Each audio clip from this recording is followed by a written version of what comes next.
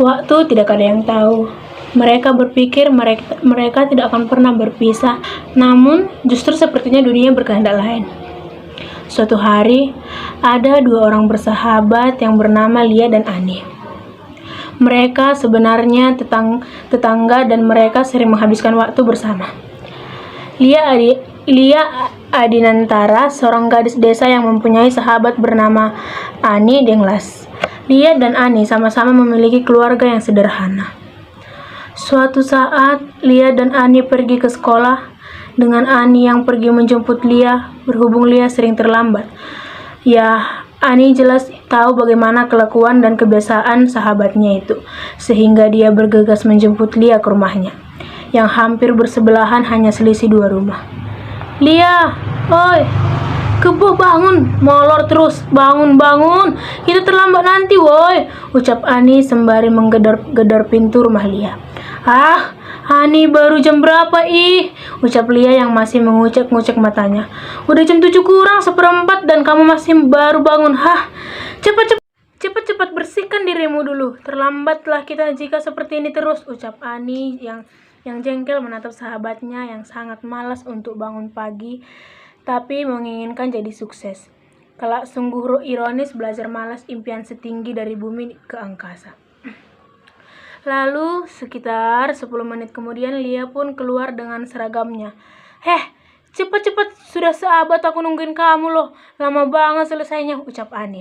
Astagfirullah Ani, kita itu bel pukul 7.15. Masih ada waktu 20 menit lagi kali, ucap Lia dengan santainya. Jalan masih kita loh, Lia.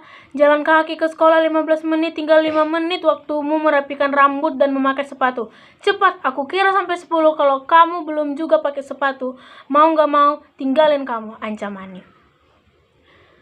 1, 2, 3, 4, 5, 6, ucap Ani dan tiba-tiba, udah Ani, aku udah selesai, udah gak usah hitung lagi, ayo berangkat sekolah, jangan lama-lama. Yang terakhir ya, hukuman akibat kamu, kita jadi terlambat, ucap Lia. Aduh mak, aku butuh pil kesabaran, udah Ani, semangat, gak usah ladenin setan berwujud manusia ini, lebih baik fokus ke sekolah, ucap Ani dalam hati sembari lari mengejar Lia yang sudah mendahuluinya. Beberapa saat mereka pun sampai di sekolah dan ya tepat sekali gerbang sudah ditutup. Kan Lia, ini akibat kamu yang lama bangun, ucap Ani sebel. Bukan ini karena kamu, ucap Lia. Kamu Lia, nggak boleh gitu, ini ulah kamu Ani, ini ulah kamu Lia, kok nggak ngaku sih, ucap Ani kesal melihat tingkah Lia yang tidak mau mengalah. Lalu beberapa saat kemudian satpam yang sudah mengenal kami pun menghampiri kami. Adik, Ani dan Lia terlambat lagi ya, ucap Pak Satpam itu.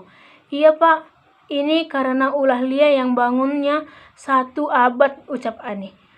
Udah Neng, Ani yang sabar ya. Ya udah bentar Neng, Bapak panggil guru piket dulu ya, ucap Pak Satpam dengan ramah. Kemudian Pak Satpam datang bersama guru BK yang entah dari mana sangat kebetulan guru BK yang terkenal killer yang piket tepat pada hari itu. Ani, Lia, terlambat terus kalian. Kan sekarang cepat lari keliling lapangan 10 kali. Tidak ada penolakan, ucap guru BK itu yang sudah jelas Ani tahu karena itu sudah hampir makanan mereka tiap hari yang dimana teman-temannya belajar les 1, mereka malah keliling lapangan pada jam itu. Pada saat pulang sekolah, ting, bel pun berbunyi. Saatnya pulang, time to go. Begitulah kita kira yang terdengar dari pengeras suara itu. Ya, itu adalah hal-hal yang paling ditunggu-tunggu oleh banyak siswa termasuk Lia dan Ani. Mereka dengan cepat mengangkut tasnya dan yang memang sudah sedari tadi 10 menit sebelum lonceng mereka sudah menyusunnya. Dasar emang, pergi telat pulang cepat, syukur pintar, ucap beberapa siswa yang didengar oleh Ani dan Lia tapi mereka acuhkan. Lalu mereka berjalan pulang dan ternyata orang tua dari Ani sudah menunggu di depan rumah dan terparkir 3 mobil. Shalom, Maaf ya ibu, ayah, ini kalau boleh tahu kenapa banyak mobil di sini? Ucap Lia yang heran mengapa ada mobil terparkir di rumahnya. Maaf nak, ayah bilangnya dadakan. Ayah juga memang ini dadakan. Ayah disuruh pindah ke kantor yang berada di kota XX. Jadi kita terpaksa pindah dan tentang sekolah kamu, ayah serta ibu sudah mengurusnya, ucap ayah. Hah? Ayah, aku nggak salah dengar. Bagaimana teman-temanku? Aku belum sempat mengucapkan perpisahan dengan mereka, ucap Lia dengan matanya yang sudah tak tahan menahan tangis.